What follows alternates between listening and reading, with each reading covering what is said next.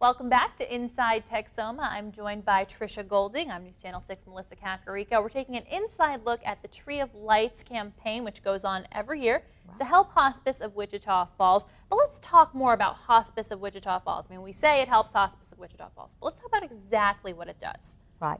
You know, Hospice of Wichita Falls, we actually are beginning our 30th year in 2015.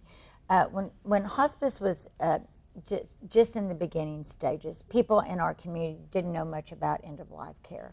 And so a group of very philanthropic people got together along with two women in our town that had lost somebody dear to them, and they said, we need a nonprofit hospice in Wichita Falls. So they began to go out and talk to physicians and other people in the community to see how that could come about. So in 1985, Jan Banta, our original CEO, was asked to lead the pack, and Hospice of Wichita Falls became a nonprofit organization. And so in those years, we have taken care of over 14,000 patients. So, we've been around a long time. And what Hospice does is not only take care of the patient at the end of life, but we also are there for the family and their friends. And so it encompasses a lot more than just the medical help for the dying patient. We do a lot of physical help, of course, but we also are there spiritually and emotionally. So it's more than just taking care of the patient. Of course, the patient is the most important thing. And it's not an easy job for you guys, I'm sure, too. I mean, it's very emotional, not. like you said, for the family and I'm sure for the patient and the staff. Right. I've been at Hospice, it'll be 9 years in this coming August in 2015. I'm still amazed every single day that I go to work with the people that actually do the direct patient care, whether it be our volunteers, we have a wonderful volunteer program, or it's the medical staff, the clinical staff, or the social workers, or the chaplains. They're amazing people. I really feel like that there's no one in that building that you know very quickly whether or not it fits you, and they are just truly, we're called the Purple Angels a lot, but they're able to get up close and personal at a very private time in someone's life and make a huge significant difference. We talk a lot about finishing well. We all want to finish well, whether it's finishing well with your job someday or being a great parent. But you know what? We want to die well too. We want all of our business in line. We want to make sure our families are taken care of, that our wishes are known. Those things are really important, Melissa. And I'm sure you get a lot of feedback from people that really keeps you going. I mean, I hear people tell stories all the time about, I put, my mother or so-and-so in hospice care, and this is how it helped me. I mean, I'm sure you must have some stories maybe that have stuck with you. We do, and we talk about those a lot in hospice because it's so important that all of us hear those stories. Just like anything, we have significant needs, and one of those is to continue to educate the public not to be afraid to call us. We understand the phone call is terribly difficult, but once that phone call is made and the patient is admitted on hospice services, what we hear time and time again is, oh, we wish we would have called earlier. Mm-hmm. And in hindsight, that's easier to say than to do because we know the majority of us that work there have made that phone call. We know how hard it is to make. But we can make such a difference in the family's life and the patient's life when we're able to get in there and begin our service. So, I think it's important for people to become more educated about truly what hospice care does. We're a wonderful resource in this community. We have people that call that maybe have chronic illnesses. They don't need hospice services yet, but they need to know who to call about their disease and what's available and how do you write a living will and what's an advance directive and do I want to make a planned gift, and those are great phone calls that can be made to us, and we can direct you to the right people to answer your questions. Are there any, stories or sayings that anyone said to you that really you think embodies kind of what hospice has meant to this community?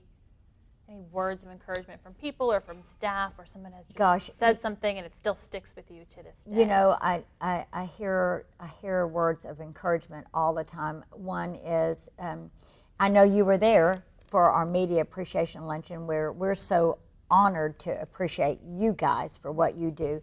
And Dan Patrick was this year's speaker, and he is a science teacher at Wichita Falls High School. And what he said is, I cannot imagine a world without hospice care and service. And so that's what we hear all the time. I can't imagine what our life or our loved one's life would have been if we had not had you. We want to be the family member. We want to be the friend at that crucial time when somebody is, on their last journey of life. And if you're having to do the caregiving, you don't have the time to be the husband, the father, the sister, the uncle, the best friend. So we can come in and take care of that for that family so that they can be. So I think we hear all the time, what would we do without you? It's one of those things that everybody knows about us, but you don't really know about us until you actually are a part of the service itself. And we offer so much more. I think I hear a ton about our support groups. You can go online and check out our support groups. They're free to the general public. You don't even have to have been a hospice patient. A family member, a friend can come to any of our support groups, and they're listed online. And we started a brand new walking group this year. We meet on Tuesday mornings at Psych Center Mall. There again, they're wonderful to us. And not everyone wants to go to a support group. So we know how important it is to get physically fit, and that helps in the grieving. So we walk for an hour every single Tuesday morning beginning at 7:30. We're called Souls in Motion, and you can't miss us. We meet right outside the JCPenney's, foyer area inside the mall, and we walk for an hour, and it's a wonderful thing. And, I already feel like it's helping me mentally and physically, so I wouldn't miss my Tuesday morning walking group. Yeah, that's a great thing. Great to know if you want to sign up for that. And I hear all the time with hospice, staff members say, we're proud of the purple we wear. Just seems like there's a lot of pride over at hospice in what you do. And I think in any kind of business, you're the business, but do you want to be an extraordinary business or an extraordinary organization? We want to be an extraordinary hospice. It's very important. You and I talked earlier, and I don't want to make light of anything, but there are some things in life that we can't do, but there are alternative ways. For instance, if you don't have children, you can mentor children, or you can foster children, or you can give to children's programs. But Melissa, we only die one time, and it has to be done the right way. And so we really do hold ourselves to a high level of care and service at Hospice of Wichita Falls. Everything we do is very important, and we're well educated in that field. We strictly specialize in end-of-life care, just that alone, so that we are the very best of what we do. You guys do a great job at it. Well, Tricia is going to stick with us. We're going to talk more again about the Tree of Lights and also just how you can give back throughout the year. So make sure you stay tuned to Inside Texoma.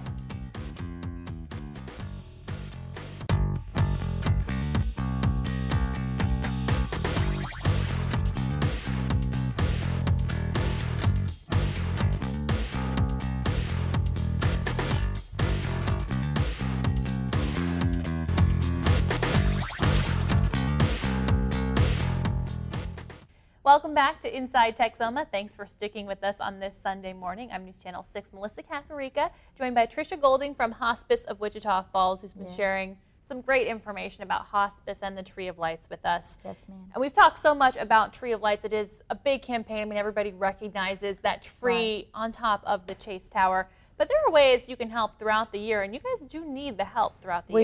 We do. There's several ways that people can help us. One is by volunteering. And I think it's a great way to become educated simply about what we do. And so our biggest need is direct patient care volunteers, but there are so many other ways. Some people don't want to do that. So there are all kinds of ways. We have volunteers that sit at the Tree of Lights table. We have volunteers that help with our yearly golf tournament.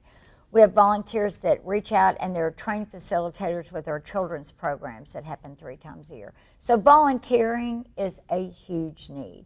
I know the volunteers are thinking about, they'd love to have 30 volunteers in the spring volunteer class. So if you're listening this morning and you think that there's even a fraction of an interest, please call us at Hospice of Wichita Falls and let us get you in contact with our volunteer coordinators and learn more about what we do.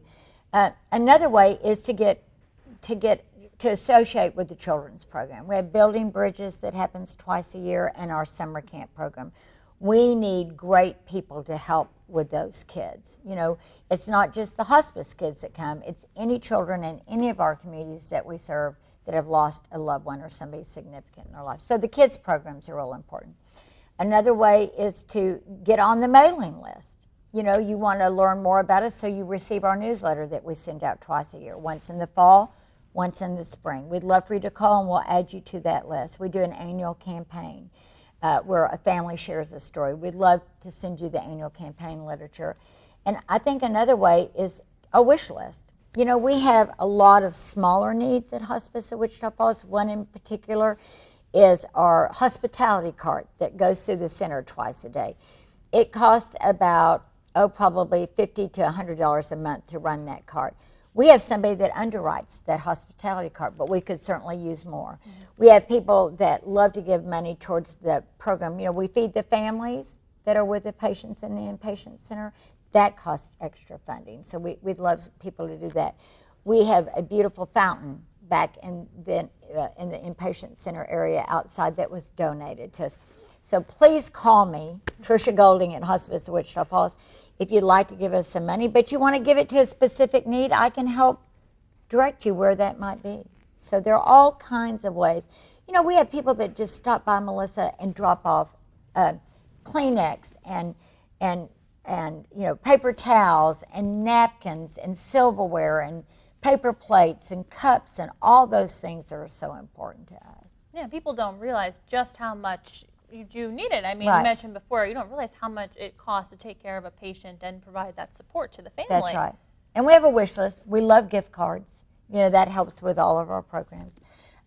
So we'd love some phone calls. I mean, those specific needs, it is so nice to know that there are people that I can call when we do have a specific need at Hospice at Wichita Falls that say, you know what, Tricia, call me anytime. If it's under this amount of money, I would love to. You never have to worry about it. The need will be taken care of. We also do a thing that's called 100 Pennies, where we in the building give to this fund so that when a patient has a wish, we first can service that patient. And it doesn't come out of the hospice budget. It's personal funding that we as employees have given to Hospice at Wichita Falls. And again, if you want more information, there's a phone number, but you mentioned Facebook and Twitter and different ways to connect, keeping up with the media. I mean, we just did a great story on News Channel 6 a little while ago as well. You did. And you know, we want to talk to you about estate planning. We know we can't do that for you, but we can certainly tell you about our planned gift program. That's something that I do. You know, we're about to go into our next 30 years, and then we want to be here another 30 years. And so let's face it, that takes funding. And so when you're doing your estate planning, and an estate can just be a minimal gift of $5. It doesn't matter the amount of the gift. What matters is that you're thinking about the future of Hospice at Wichita Falls. And so I would love the opportunity to also talk to people. Melissa, I cannot tell you how much we thank you, and we thank Chris Horgan when he comes out to light the tree and hopefully light the star, and Ashley Fitzwater and Joshua and all those that came out to do the story for us, you know, during this campaign. Without the media, we can't get the word out. And it's not just during the Tree of Lights that you do this for us, you do it for us year-round. So I hope that I'm speaking for everybody in this community. We're grateful to Channel 6 and KAUZ for what you do for all of us. Well, thank you. We appreciate it. You're welcome. And I know everybody always looks forward to the Tree of Lights and, of course, doing our job and helping you out. So it's a mutual thanks, I'm sure. Thank you. Thank you so much. Since you brought up the Tree of Lights again, if you missed it before, you didn't tune in for the first part of the show, let's talk a little bit again about how you can donate to this year. All right. You can go on our website, which is www.hospiceofwf.org. You can call area code 940-691-0982, and we'll take it over the phone. You can text this year. Text HOWF 41444 and make your donation directly to Hospice of Wichita Falls. We're not at the mall. We have a booth, and you can run by there and pick up some information, but we're at Market Street right in front of the grocery carts, and we'll be there through December the 14th, even though we're hoping our star is lit on December the 12th. Or just come by Hospice of Wichita Falls. we'd love to meet you. And you can give your donation at 4909 Johnson Road. And the big day is December 12th. I mean, what's it like for you usually to get to that day and to see that star lit every year? You know, it's there again, thanks for asking that question. You know, I've had the privilege of running the campaign for Hospice at Wichita Falls, and when we reach that goal on radio day and I go down that, the elevator to get in my car to rush back out and to meet Chris at the, parking lot, for some reason I always have Christmas music going on, and I actually cry the whole way to light that star, because I know that when you're a nonprofit, it's not just about you. Once somebody gives to you, your family. And so I think about all these extended family people in our community that love us like we are their own family. And it's overwhelming. Not only what we do is so overwhelming, but the thought that this community is going to make sure that star gets lit every single year. For us at Hospice at Wichita Falls, it's amazing. Very symbolic. I'm making you cry. I apologize, okay. but it just shows how much it really does mean to the whole community. And those patients that are actually going to pick up the phone this Sunday morning and call, you are making a difference. There's somebody, Melissa, we're on the air, but they're calling for an admissions nurse right now. It happens all day, every single day. Whether that patient is appropriate or not, we don't know till we go, but we're going. Well, Tricia, we thank you so much Thank for being you, Melissa. here. You're a sweetheart. For getting the word out. You're a sweetheart, too. Look at you. You took the whole show. It was You better great. watch it. We're running out of time, but again, we do want you to donate to the Tree of Lights campaign, various ways to do so. We want to reach that goal, $200,000. Yes, ma'am. We can do it. All right, Tricia, thank you again for coming on. Thank you. And thank you for tuning in to Inside Texoma on this Sunday morning. Make sure you tune in next week for our next episode.